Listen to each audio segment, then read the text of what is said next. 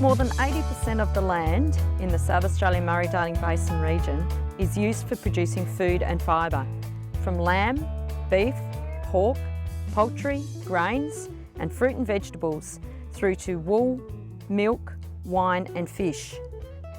Hi, I'm Sharon Starrick. Welcome to my family farm. Our family has been farming in this area for 5 generations. 2014 is the International Year of Family Farming. Our Natural Resource Management Board wanted to celebrate the contribution that our farming families make to the South Australian Murray-Darling Basin and share with you some of our most successful farming families. These farmers aren't just food producers. They're business women and men, they're teachers in their communities, they're inventors and innovators, and they manage their natural resources. I hope you enjoy hearing about our farming families and join with me in acknowledging the huge contribution that they make to our region and our country. The family you're about to meet has used some new technologies to make their farm more productive and sustainable. They also manage some pretty unique grasslands. This is their story. Hi, my name's John Neal. I'm the old guy of the family. This is my son Patrick, his wife Karen, and my granddaughter Zoe. And we're sat here at Willoughby Hills at the old family farm, settled here in 1907, I think, so it's quite a while now. And Zoe's now the 6th generation here on the farm. So we're about 130 kilometres north of Adelaide, in the Mount Lofty Ranges, I think we own a rockery with a bit of a pile of dirt over the top. Patrick crops the dirt and I run sheep on the rest. My great-grandfather came out from England when he was 18, and so he bought this property and built Willoughby Hills the house. Growing up around here was a pretty good place to grow up, with having a creek just out near the house. So my sister and I used to spend a bit of time playing around the creek and on the cliff edges and that, which I think Zoe will enjoy. As time goes along, she loves to go down the creek and have a paddle in her gumboots, and she also likes to get out in the sheep yards and chase a few sheep around and help us with that, which we used to like doing when we were kids. So it's good to see another generation enjoying mucking around, spending some time on the farm. Currently we're running about 600 ewes mated to crossbreds, and then up at Burra we run about 1,000 ewes mated to merino lambs, which the lambs we then bring back here and grow out. We crop about 1,000 hectares, and with wheat, barley, canola, a few beans, and just trialling a few lentils at the moment as well, and a few pasture breaks. But over the time we've probably reduced our pasture breaks a bit and concentrated a bit more on cropping our better country. So our canola area's increased a little bit over the last few years. We keep some grain to feed our stock, some barley and a bit of oats, plus some hay. So we don't grow any export hay. The only hay we grow is for our stock. So yeah, just depending on the season, whether we feed out much grain or we prefer them just to eat grass. I always thought growing up as a kid that I'd like to be a farmer.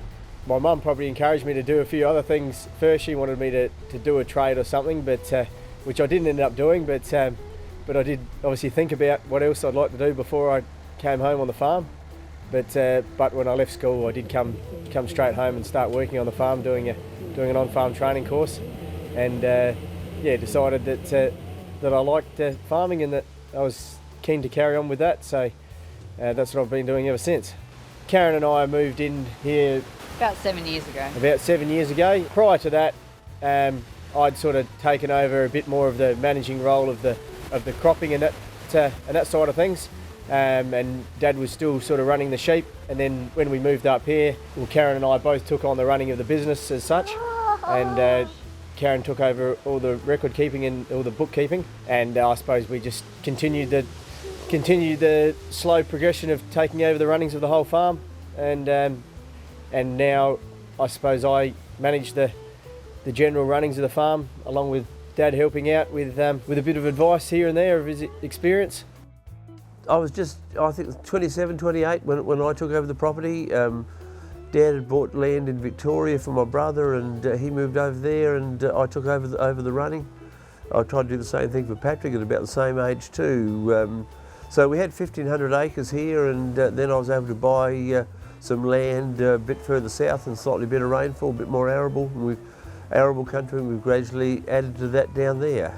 Yeah, I come from a farming background. We didn't do any cropping. We were just all stock. We had originally a station out east and a property just a few minutes out of Burra.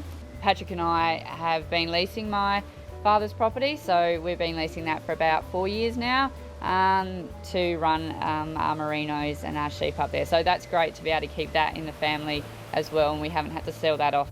I also work off farm, do a couple of days in a winery not far from here. It's kind of important to have a little bit of off farm income as well. And I'm also doing a diploma in agribusiness, just giving us a few different tools in regards to the things of running a business that we're learning, dealing with your bank managers and all that type of stuff. Obviously farming's become a lot more technical over the years, a lot more involved. We probably are a lot more focused on cropping than what Dad was, and more so what Grandpa and his father were. This property probably started out predominantly just as a sheep property, and as we've bought other blocks of land, they've been more arable blocks, so that's allowed us to concentrate on the cropping a bit more. So the cropping is definitely a lot bigger part than what it used to be, and it forms the majority of our income now, whereas sheep used to form that. When I started off, it was predominantly a sheep farm. My father never liked cropping very much. I realised there was money to be made in cropping and took on extra share farming, but we were pretty low tech. We cultivated the ground a lot, and it was only when Patrick came home and we got an agronomist that we started to look at what we were doing. We were getting quite bad soil erosion in some places, and so we went into direct drilling, and it's been Patrick's innovation. He's gradually sort of taking up different forms of direct drilling until this year we've got a disc, so we're now no-till seeders. But it brings a heap of problems. I think the more intense you get, the more problems you get. The chemicals become harder to work with and more necessary. There seems to be diseases, and it's a high-tech industry that you can't afford a failure in. I don't think I'd be able to do it now without Patrick's knowledge. I think we'd be lost. I'd be back to the old low-tech farming that I wouldn't make much money out of. It's a good return if you do it right, and thank goodness Patrick seems to know what he's doing. A few years ago, a next-door neighbouring property came up. It was predominantly non-arable. About 2/3 of it were non-arable, and it was terribly ate out. The chap before it had really struggled, and we'd written those grasslands off. We had a look at them and said, well, you know, it's close handy. We'll graze them a little bit. Then we started to learn about native grasses, and I became involved in the Mid-North Native Grass Working Group, and we ran trial plots and realised that by managing those native grasses really well, we could get them to grow and expand and cover the ground again. But it required really close attention to grazing, and you definitely couldn't overgraze them. And in fact, one year we grazed them for a whole month for the whole year, and Patrick looked at that and said, this isn't working. I don't think we can afford to do that. We can't afford to build those grasslands up and make them better. And then the stewardship campaign came along, run by the Federal Environment Department or government, and we're able to get stewardship on that. So we can now afford not to graze them. That's keeping the grasses growing, and we're growing. A lot of the peppermint box was getting pretty old. That's now an endangered species, and so we've had tremendous regeneration of peppermint box. Can you help me? Okay. And do the tomato for Dad's sandwiches? We run the farm with the view that hopefully one day we'll be able to hand it on to someone else, and yeah, that would be our ultimate aim. It's good to be involved in family farming because I think we all feel that family farming still plays an important role probably in farming. I think because family farms are probably have the ability to be run more efficiently than probably some bigger farms do, and we feel there's still a place for family farms. I don't think we've ever got any corporates close to us at all. It's probably the most efficient way to farm because you care for the land because it's yours, and you want to maintain it for your children.